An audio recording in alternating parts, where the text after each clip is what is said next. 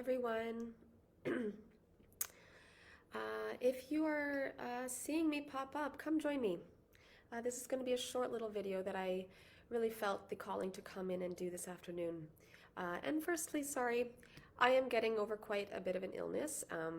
So I'll sound a little stuffy most likely, but hey, I have my voice back, which is a really great thing. But I'll sound a little hoarse today, so don't mind me for that. So today, everyone, I want to talk about this concept of being in the body.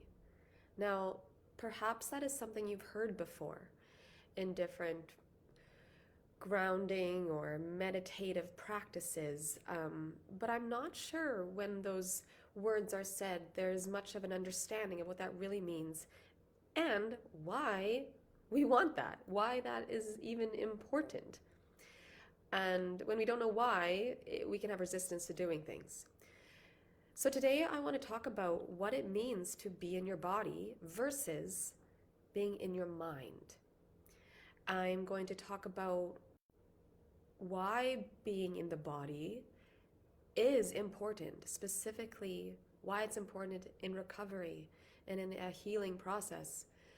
I'm going to talk about what takes us out of our body and what has us living in our minds, what lifestyle factors and what things we're doing in our day that can do that, take us out of our body and into our mind, and the implications of that, what it means to be living in the mind.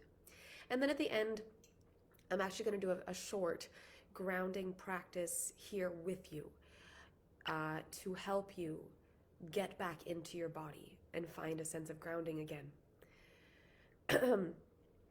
So just a slight small trigger warning in a sense that I am very aware that the idea of being in the body is not safe for everyone. Being in the body can actually be a very uncomfortable and scary place. And so when that is the case, it needs to be done in small, really safe steps. I've talked about the window of tolerance, and I've talked about the 1 foot out, one foot in, 1 foot out strategy, where being in the body might need that practice, where there's a hint, but then we come back out. All that to say, if being in the body is a very dangerous idea for you, perhaps this is not the video for you, or perhaps you listen and then don't join in the grounding practice, but to know that I'm aware of that. But for those who do feel safe with this concept of being in the body and grounding through the body, why do we want to be in the body? And why is that an act of grounding? Because in the body is where safety exists. Safety exists, everyone, in the present moment. Fear exists in the future. I'm going to say that again. Safety exists in the present moment. Fear exists in the future. When we feel safe in our bodies, that's when we can heal. That's when we can think from our true self, not the fear self that is spinning you with thoughts. When we feel safe, that's when we can be connected with our true values and true wants. That is when we can access things like compassion, curiosity, courage, these things that we need for healing. It's also when we are able to emotionally regulate and handle uncomfortable emotions without going to coping mechanisms to either try to numb them or get through them.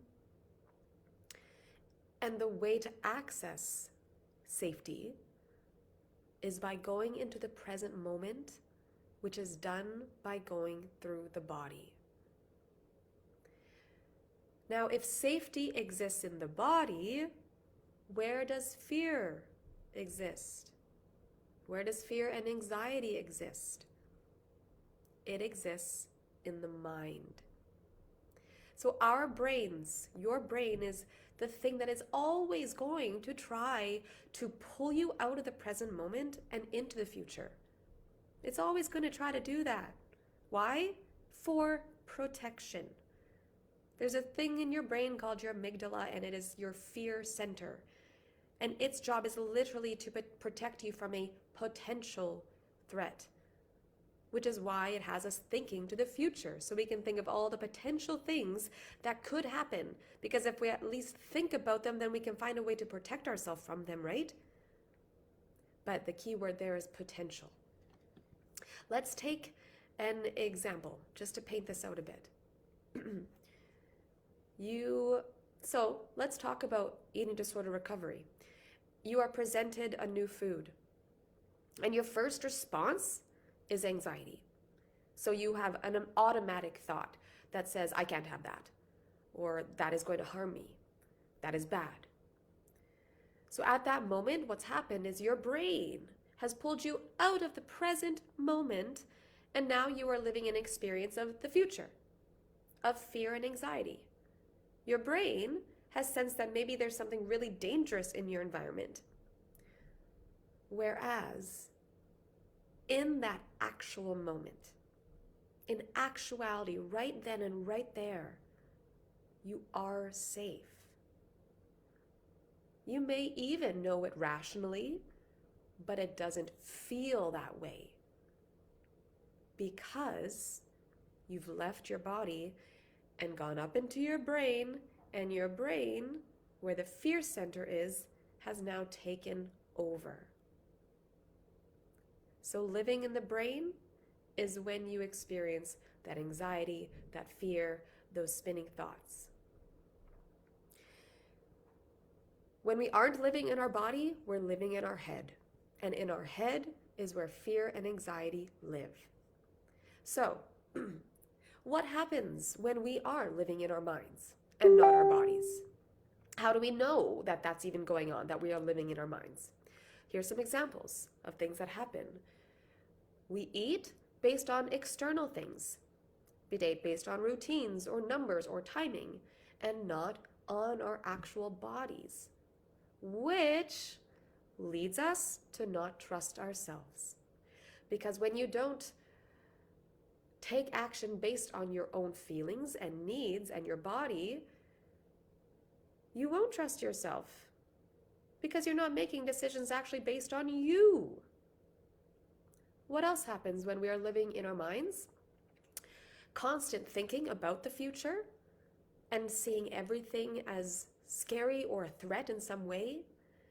Constantly thinking that you need to be busy or that you haven't done enough no matter how much you do. You always need to do more. We have an inability to make a focus on one thing at a time, an inability to be still. So there's an discomfort with stillness or being in the present moment. Perhaps this is when you experience compulsions, let's say, to always look at your phone. That's a big one right now. Or to always look at your to-do list. Generally an all-over sense of not being safe or grounded. Versus what happens, or what is it like when we are in our body? When we're living in our body, we're able to hear what our body actually wants for food, for movement, for pleasure, for types of self-care. And being able to hear that allows you to act on it, and that is what builds trust in yourself. Because you know that you can hear and listen to your own needs and your own messages.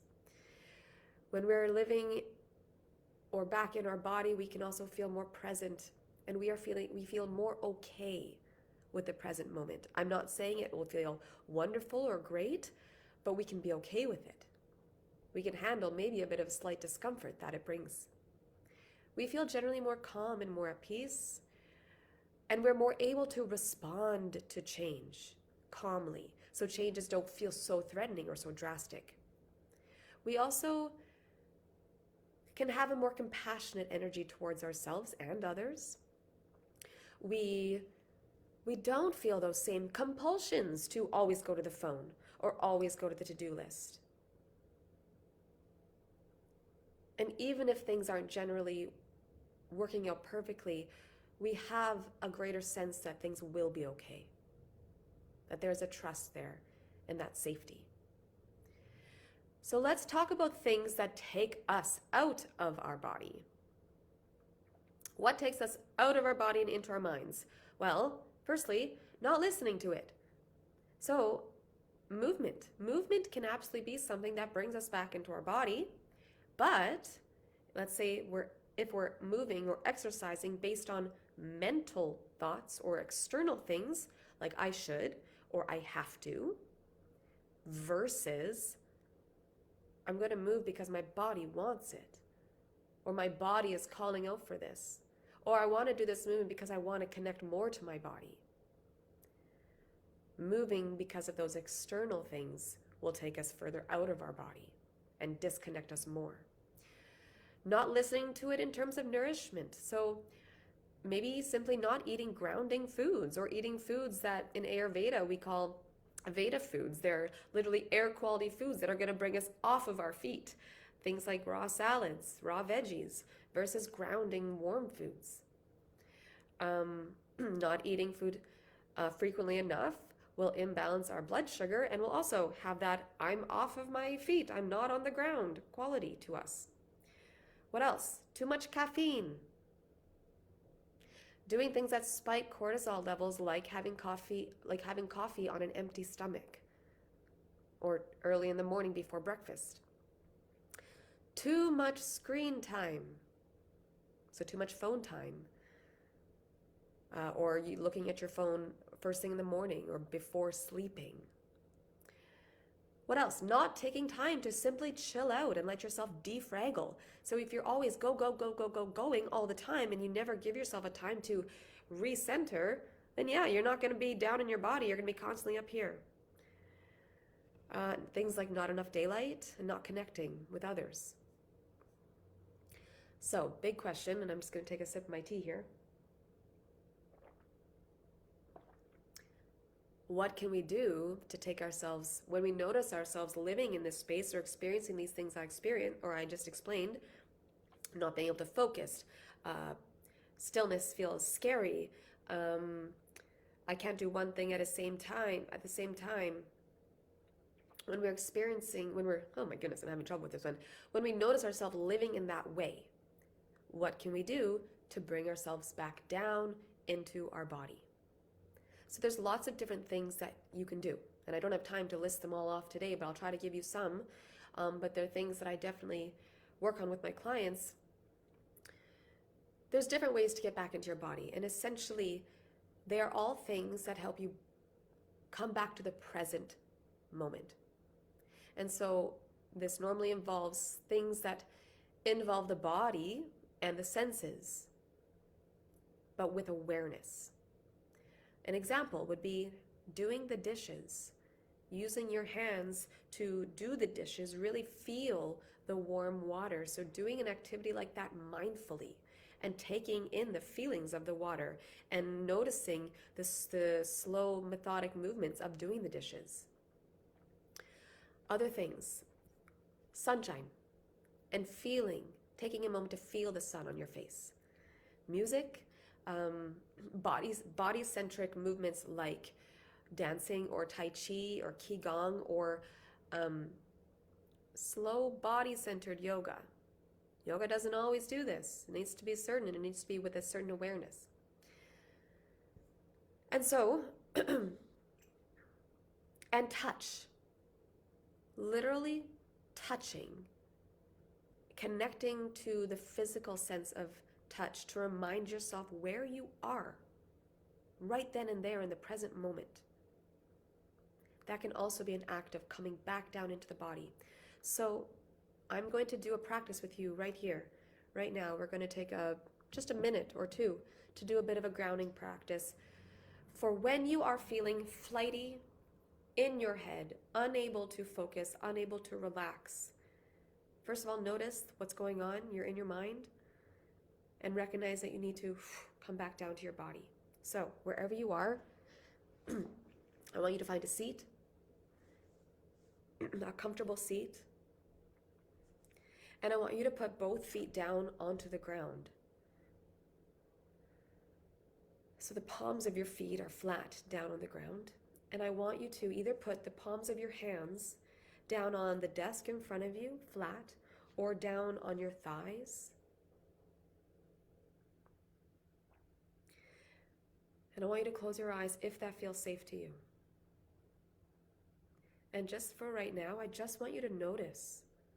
I just want you to notice the feeling underneath your hands. So that top layer of your skin is touching the top layer of, maybe it's the desk or maybe it's your thighs. And I just want you to notice that feeling. And then take your attention to your feet. And I want you to notice the feeling of the bottoms of your feet on the earth or the ground, touching the ground.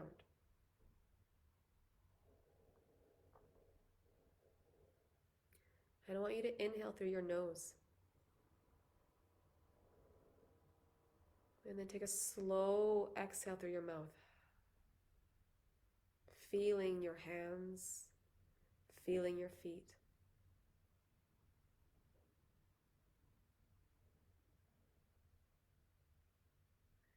I want you to take your attention to your face. I want you to notice if you are gripping or if you feel tension in the sides of your cheeks or jaw.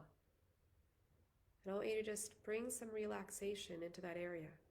Relax the space in between your top molar and your bottom molar. Relax your tongue down into the bottom crevice of your mouth. Maybe you shift your jaw around in little circles to release any tension there.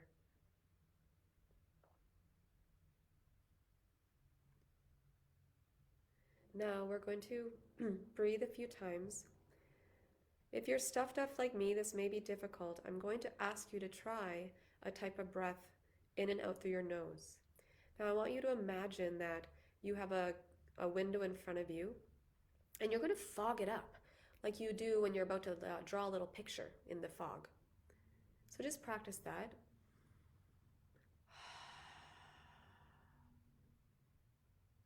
Now I want you to attempt this same sound, but keeping your lips closed. So you'll make that same fogging type sound in the back of your throat this time with your lips closed. So if you can hear me, it'll sound like this.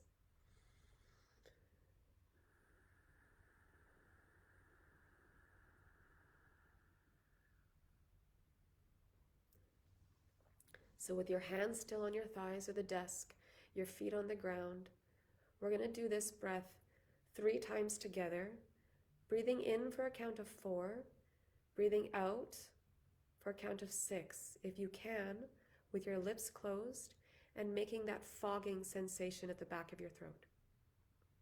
So getting ready, and breathe in, 2, 3, 4, out, 2, 3, 4, 5, 6. Again, in, 2, 3, 4, out, 2, 3, 4, 5, 6. Down through your toes at the bottom. Last time by yourself.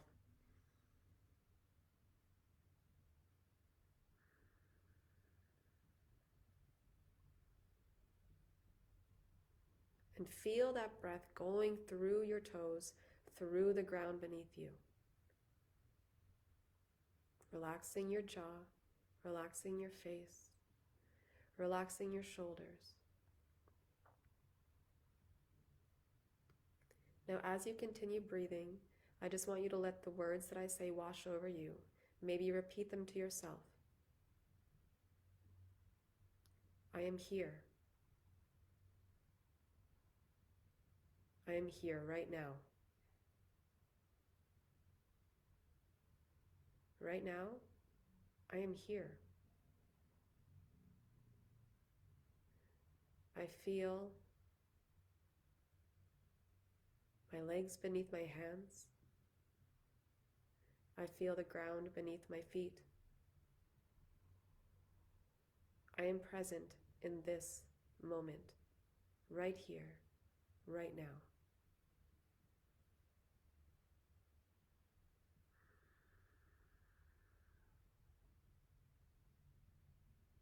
I am here, and I am safe. I am safe. I am safe.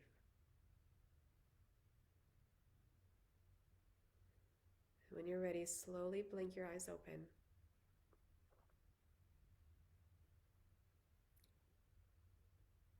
And I just want you to start looking around the room. Don't move your head too much, but just start seeing things around you. Notice things. Maybe you say, there's my plant, there's my TV, there's my bed. And then I want you to ask yourself this question. Right here, right now, am I safe?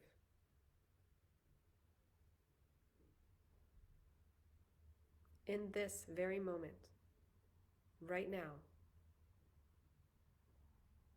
am I safe?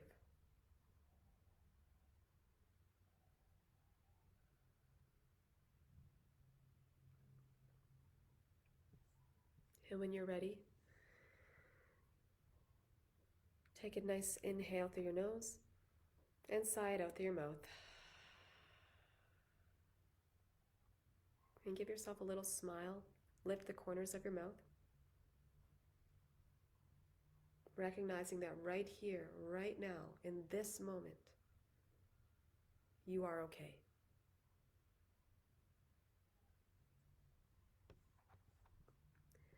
I hope this brings you some grounding today, everyone. Use this practice the next time you notice yourself flying high above the kites, and bring yourself back down into your body. Bye-bye.